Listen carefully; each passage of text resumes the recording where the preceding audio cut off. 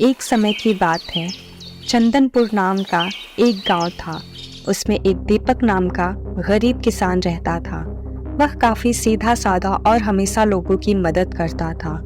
उसी चंदनपुर गांव में एक घना जंगल था। उसमें कई सारे लुटेरे छुपे थे। सारा का सारा गांव उन लुटेरों से बहुत परेशान हो गया था।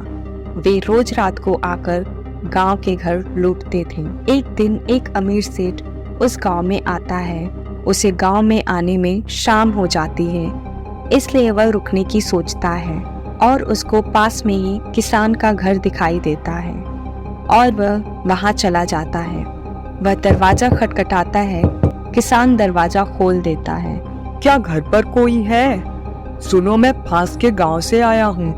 काफी अंधेरा हो चुका है। क्या आप मुझे यहाँ पे रुकने दे सकते हैं? एक दयालु और भरोसेमंद व्यक्ति होने के नाते दीपक तुरंत सहमत हो गया और व्यापारी का अपने घर में स्वागत किया।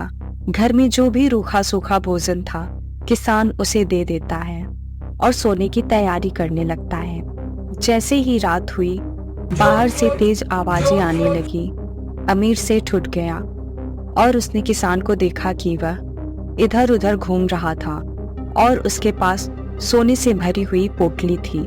अरे किसान, ये तुम क्या कर रहे हो? बाहर लुटेरे आए हैं। वो रोज रात को आकर गांव लूट लेते हैं। मुझे मेरी बेटी की शादी करनी है, इसलिए मैंने कुछ धन इकट्ठा किया है। उसमें परेशान होने वाली कौन सी बात है? मैं तुम्हें एक सलाह देता हूँ। रुको, जमीन में एक गड्ढा करो और उसमें तुम्हारी ये पोटली छुपा दो। किसान को ये सुझाव अच्छा लगता है और उसने तुरंत हाँ कर दिया और गड्ढा खोदकर उसमें पोटली छुपा दी। थोड़ी देर में लुटेरे वहां आ जाते हैं और कहने लगते हैं, तुम अपनी जान की परवाह चाहते हो तो अपना सारा धन हमें दे दो। अरे रुको, ढूंढने की क्या जरूरत है, मैं बताता हूँ धन कहाँ है। लुटेरे वह सारा धन लेकर चले जाते हैं। वहां पर किसान गुस्से से लाल हो जाता है और अमीर सेठ को भला बुरा कहने लगता है। अमीर सेठ शांत होकर सब सुनता है और उसे कहता है, अगर मैं लुटेरे को नहीं बताता तो वो घर में तलाशी करते और मेरे पास का सारा धन ले जाते, इसलिए उनका ध्यान भटकाने के लिए मैंने ऐसा कहा। किसान आश्चर्यचकित हो जाता है। उसको कुछ भी समझ नहीं आया।